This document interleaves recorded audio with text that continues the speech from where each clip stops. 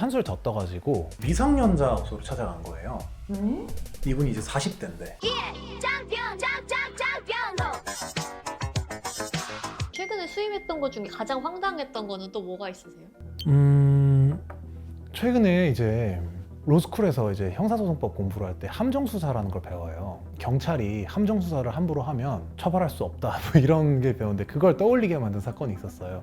아내분이 의부증이 있어서 남편을 의심을 했어요. 근데 증거가 안 나오는 거예요. 왜냐면 바람을 안 피고 있으니까 당연히 증거가 없겠죠? 근데 이 아내분은 의부증이니까 아니다, 얘가 잘 숨기는 거다, 분명히 여자가 있다 이러다가 증거를 네가 안 걸리면 내가 만들겠다 해서 술집 여자분 이런 분을 섭외를 했어요. 돈을 주고 산 거예요, 그 사람을.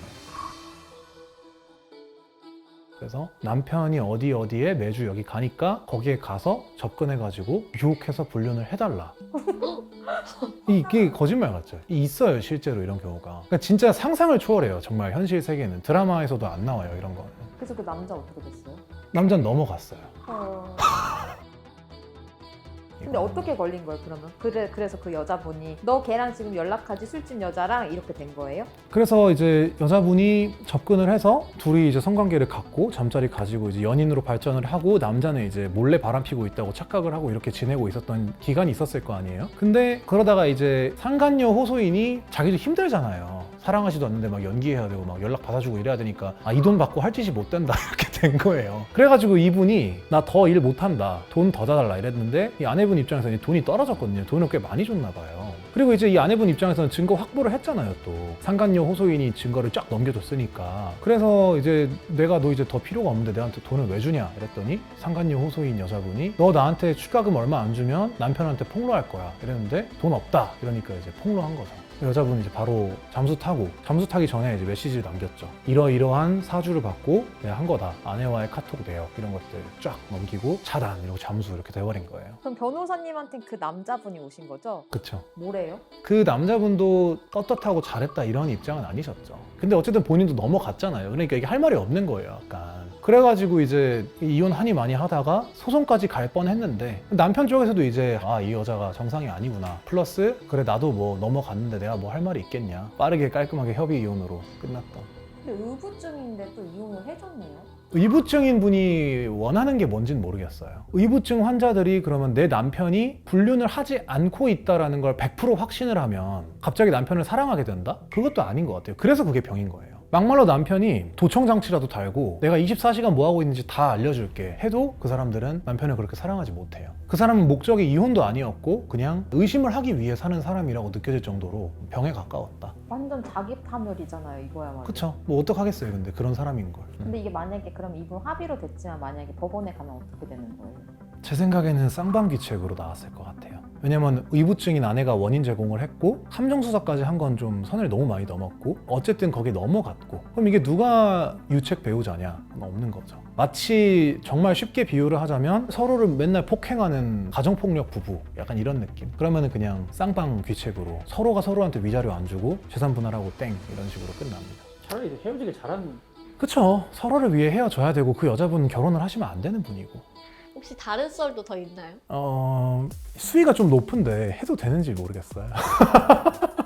근데 대부분 이렇게 다 수위가 높아요? 아무래도 불륜 이런 거는 뭐 너무 많이 들어오다 보니까 다 수위가 높죠. 진짜 사실 더 기억에 남는 건 제 마음속에 원탑으로 정말 기억에 남는 사건이, 이분은 이제 구속이 되셔가지고 이제 감옥에 계신데, 구속되신 분이 찾아온 사건이요? 아니에요, 여자분 쪽이 제 의뢰인 쪽이었고 불륜을 한 남자가 감옥에 가 있어요 지금. 뭐 이것도 이제 그분 동의를 받고 말씀을 드리는 건데 말씀하셔도 된다 하셔가지고 좀. 그러니까 이 케이스는 40대 좀 되게 늦은 결혼을 하신 분들이었고 신혼이었어요. 남자가 좀 늦은 나이에 임신이 되니까 성관계나 이런 걸 가지면 좀 위험할 수 있다 이런 얘기를 산부인과에서 들으셨나 봐요. 이제 태아의 안정을 위해서 성관계나 이런 건 언제까지는 자제해라 이런 안내를 받으시고, 그러면 이제 보통 아내를 정말 사랑하는 남편은 그걸 당연히 기다려주거나 뭐 하는데 이분은 이제 성매매 업소를 가버린 거예요.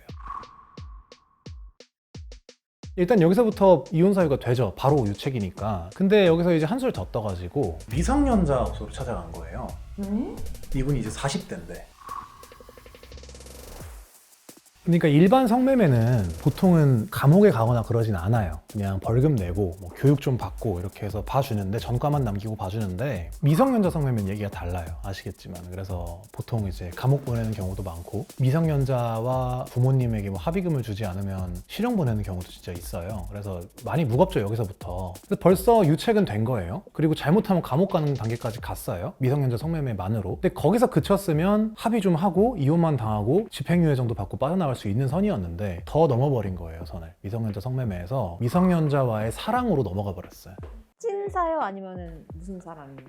처음엔 아니었어요, 그 여자분은. 왜냐면 이게, 저도 뭐 성매매나 이런 건 잘 모르지만 커뮤니티나 이런 데를 보면은 그런 얘기들이 있어요. 막 업소에서 일하시는 여성분들은 되게 잘해준다, 다시 오게 하려고. 그분도 원래는 그런 입장이었는데 이 사람이 진짜 잘해주니까 사랑에 빠진 거예요, 40대 아저씨랑. 이 업소에서 일하던 그 여자분과 이 손님이었던 남편이 사랑에 서로 빠지면서, 이 남편이 자기의 주식이랑 이런 걸 팔아서 이 여자애한테 생활비를 주기 시작을 했고, 이 여자애를 업소에서 꺼내온 거예요. 너 일하지 마 이거, 이러면서. 그러면서 이제 동거를 시작을 했어요. 동거를 시작을 하고 집에는 뭐 어떻게 둘러댔겠죠. 뭐 지방으로 임지가 발령이 나서 뭐 주말 부부로 해야 될 것 같다, 뭐 이런 식으로 이제 얘기를 하는데, 이제 아내는 막 임신 중이고, 이제 황당할 거 아니에요. 임신 중이어서 남편이 옆에 있었으면 좋겠는데, 뭐 이런 문제도 생기고 있는데, 남편이 지방 발령 났다는 사람이 연락이 안 되는 날이 잦고 막 이러니까 이제 걱정이 되셔가지고 실종 신고를 한 거예요. 이 사람이 지방으로 가더니 연락도 안 되고 뭐 변회 당한 건지 걱정이 된다, 이렇게 실종 신고를 해서 경찰이 찾아가 보니까 너무 나이 차이가 많이 나는 사람이 살고 있고, 분명히 우리가 아내한테서 연락을 받았는데 누가 봐도 아내가 아닌 나이대 여자와 살고 있는데 딸은 또 아닌 것 같고 이상하잖아요. 그 경찰이잖아요, 바로. 그러면 알아채죠. 이거 뭐 조건 만남 이런 거 아니야? 미성년자 성매매 이런 거 아니야? 해서 추궁하고 하다가 아청법,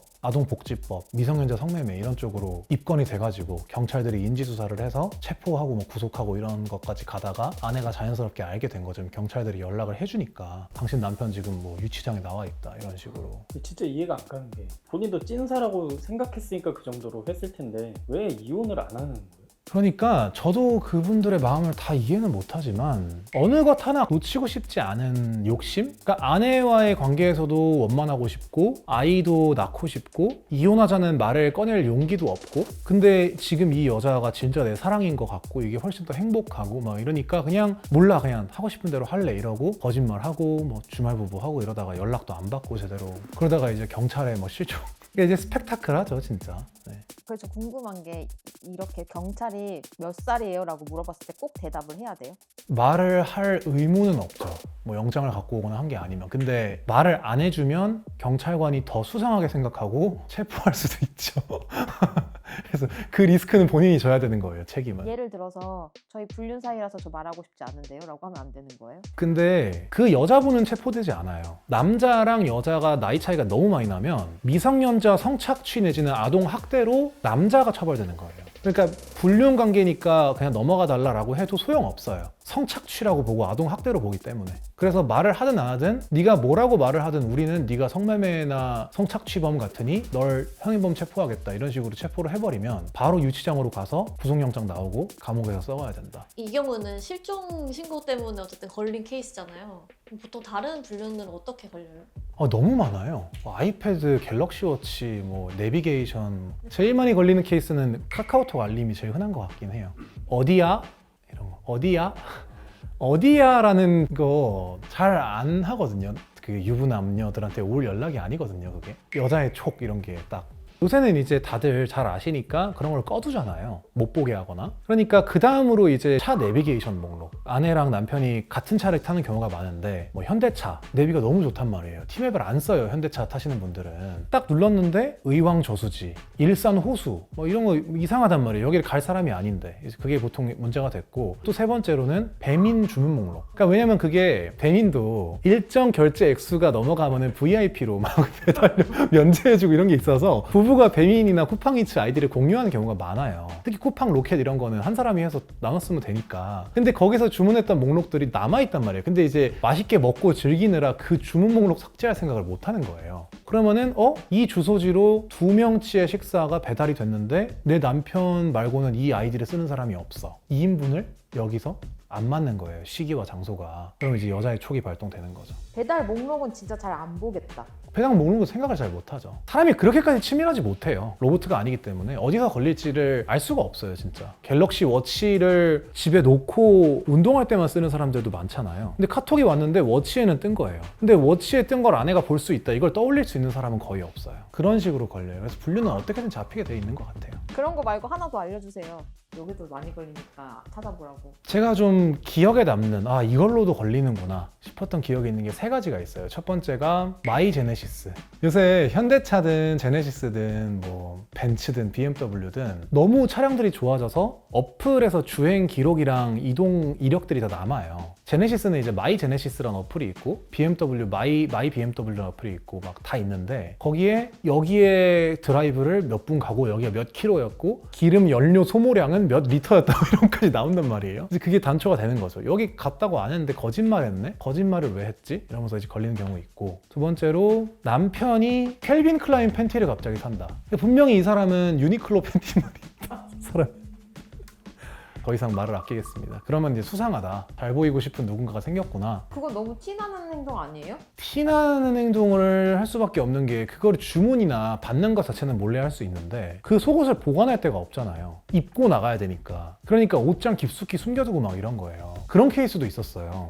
켈빈 클라인 팬티를 사서 깊숙이 넣어놨어요, 남편이. 머리를 쓴 거예요, 그 사람도. 근데 아내분이 그걸 발견을 한 거예요, 속옷 정리를 하다가. 까서 라벨을 보니까 제조 연월이 25년 12월 이렇게 적혀 있는 거예요. 그런 게 적혀 있는 옷들이 있어요. 제조 연월이 적혀 있는 옷이 있어요. 하필 적혀 있었던 거야. 그러면은 옛날에 산 건가 할 수가 있는데 이게 아니란 말이에요. 최근에 산 거다. 그러면 이제 딱 돌아가죠. 주마등처럼. 최근에 행동들이 이상했다. 그러면서 이제 뭐 흥신소 붙이고 이렇게. 근데 흥신소 붙이는 사람 많아요? 많이 있어요. 얼마예요, 흥신소? 일주일에 몇백 받아요. 몇백만 원 나와요. 진짜 막 300, 400 이렇게 나와요. 왜냐면은 두 사람이서 보통 2인 1조로 움직이는데 탐정이나 흥신소분들이 24시간을 붙어 있어야 돼서 대기하는 시간이 너무 길다 보니까 인건비 때문에 그렇게 나와요. 근데 흥신소 고용하는 건 불법 아니에요? 실질적으로는 요새는 또 합법의 영역으로도 많이 들어오고 있고 이게 왜 계속해서 그게 성행을 하고 흥신소를 쓰게 되냐면 위법 수집 증거는 증거로 쓸 수 없다라는 그런 위수증의 원칙이 있는데 이게 형사소송에서는 진짜 엄격해요. 그래서 경찰이나 검찰이 영장주의를 어겼다거나 미란다 원칙을 고지를 안 했다거나 이러면 바로 위수증이 될 수가 있는데 진짜로 민사는 그걸 굉장히 약하게 봐요. 그래서 사진을 찍었어요. 흥신소 사람이. 그걸 아내한테 넘겼죠. 아내가 그걸 썼는데 판사가 이거 뭐 사진은 뭐 누가 찍었는지 모르겠지만 어쨌든 사진이 있고 이런 식으로 그냥 넘어가 버려요. 그럼 상대 쪽에서 이거 흥신소 썼다. 불법성이 있는 증거다. 못 쓰게 해야 된다라고 하면 코웃음 쳐요. 뭐 그럴 수도 있는데 그냥 나는 큰 문제 없는 것 같다 이러고 오히려 그런 말을 하는 변호사를 더 괘씸하게 보기 때문에 실제로는 다 증거로 쓰이고 있고 그런 사진 증거는 아니면 내가 찍은 건지 내 친구가 길 가다 찍어준 건지 흥신소 직원이 찍어준 건지 알게 뭐예요 사실. 증거로 쓸 수 있는 건 똑같잖아요. 사진이 있으니까 어쨌든. 왜냐면 형사는 판검사라는 거대한 국가 권력이 한 명의 피의자 피고인을 감옥에 쳐넣는 거다 보니까 막 옛날 그 군부 독재 시절 이런 걸 막 생각해서 엄격하게 보호해줘야 된다 이런 정신이 있는데 민사는 뭐예요? 불륜했으니까 돈 내놔 이거잖아요. 깜빵 보내는 게 아니잖아요. 그러니까 증거가 그냥 더 중요한 거예요. 이건 정신이 그래요, 정신이. 그래서 흥신소 같은 것들이 좀 도움을 계속 필요로 하시는 분들이 쓸 수밖에 없는 그런 탐정과 같은 직업들이 요새 그래서 많이 생기고 있는 걸로 알고 있어요. 저희 로펌에서도 가끔 이렇게 부탁드려야 될 때가 있지 않나 생각도 들고. 그리고 유튜브 시청 기록 여기서 막 유튜브 시청 기록에서 어떻게 그렇게 돼요? 이게 다 단초가 되는 거예요. 분위기 좋은 판교 와인바. 내 남편이 이런 걸 검색했다? 말이 안 되는데? 이 사람은 판교를 가는 사람이 아니에요. 와인을 먹는 사람도 아니에요. 분위기를 중시하는 사람도 그럼 그때부터 이제 자는 남편 손가락으로 이제 지문인식 들어가서 카카오톡 하나하나 다 뒤져보고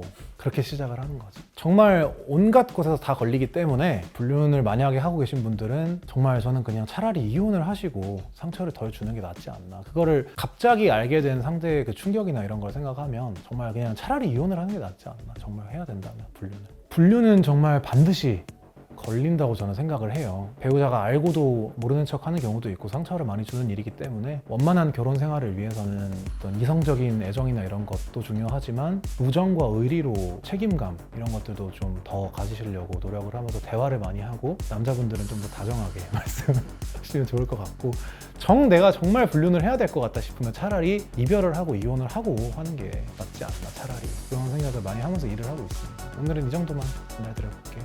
감사합니다.